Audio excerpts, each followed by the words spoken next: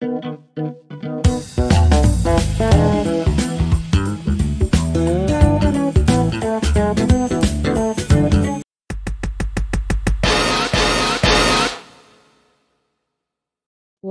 அரசு நடத்தும் Indian oil corporation (IOCL) தனது விற்பனை நிலையங்களில் போதுமான எரிபொருள் இருப்பு இருப்பதாகவும் அதன் விநியோக வழிகள் சீராக இயங்குவதாகவும் கூறியது.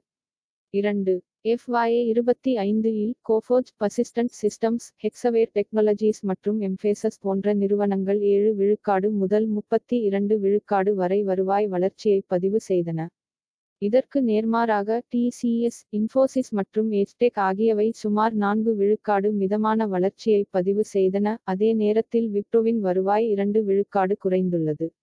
3. சீனாவின் ஹையர் ஸ்மார்ட் ஹோம் கோ இன் இந்திய பிரிவில் 49% பங்குகளை வாங்குவதற்கு சுனில் மிட்டல் முன்கூட்டியே பேச்சுவார்த்தை நடத்தி வருகிறார். இந்த விஷயத்தை நன்கு அறிந்தவர்கள் கூறுகையில், பில்லியனர் தெற்காசிய நாட்டில் வீட்டு உபயோகப் பொருட்கள் போன்ற பொருட்களுக்கான வளர்ந்து வரும் தேவையை பயன்படுத்த முயற்சிக்கிறார்.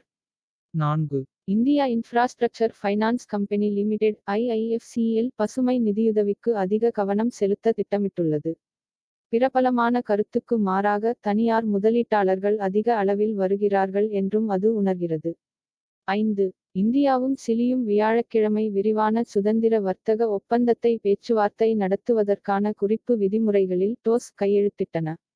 இரு நாடுகளும் 2006 இல் ஒரு முன்னுரிமை வர்த்தக ஒப்பந்தத்தை (PDA) செயல்படுத்தின. இப்போது ஒரு விரிவான பொருளாதார கூட்டாண்மை ஒப்பந்தத்திற்கான (SAPA) நோக்கத்தை விரிவுபடுத்த திட்டமிட்டுள்ளன.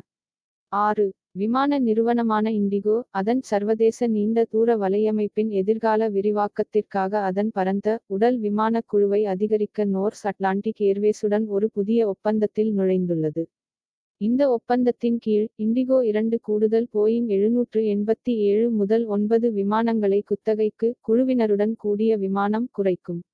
7. இந்தியா, இங்கிலாந்து சுதந்திர வர்த்தக ஒப்பந்தம் (FTA) செயல்படுத்த குறைந்தபட்சம் 15 மாதங்கள் தேவைப்படும். இதில் உரையை சட்டப்பூர்வமாக சுத்தம் செய்வதற்கு 3 மாதங்களும் பிரிட்டிஷ் நாடாளுமன்றத்தால் அங்கீகரிக்கப்படுவதற்கு இன்னும் 1 வருடமும் அடங்கும் என்று வட்டாரங்கள் தெரிவித்தன. 8. 2025 காரீஃப் பயிர் பருவத்திற்கு 168.88 மில்லியன் டன் மெட்ரிக் உணவு தானிய உற்பத்தி இலக்கை அரசாங்கம் நிர்ணயித்துள்ளது. இது முந்தைய பருவத்தின் உற்பத்தியை விட 1.5% அதிகமாகும். 9.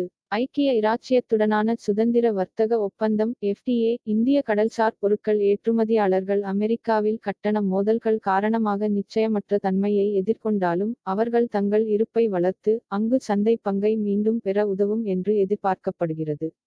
10. சென்னை சர்வதேச விமான நிலையம் இப்போது நாட்டின் 5வது பெரிய விமான நிலையமாக அதன் நிலையைத் தக்க வைத்துக் கொள்ள வேண்டிய அழுத்தத்தில் உள்ளது.